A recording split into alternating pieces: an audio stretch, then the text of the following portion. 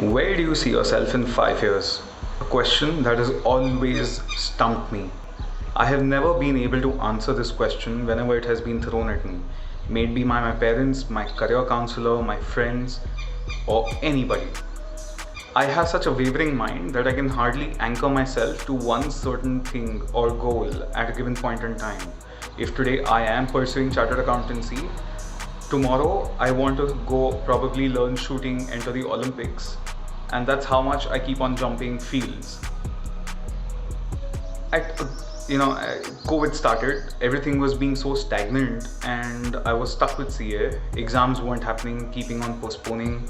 So I came to this roadblock as to where exactly am I going.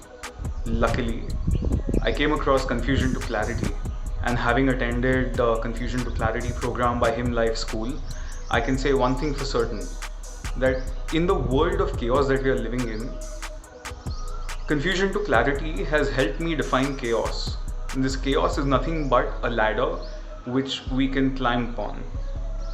Merely with focus and clarity in a holistic manner, which covers your career path, your environmental path, your social path, everything.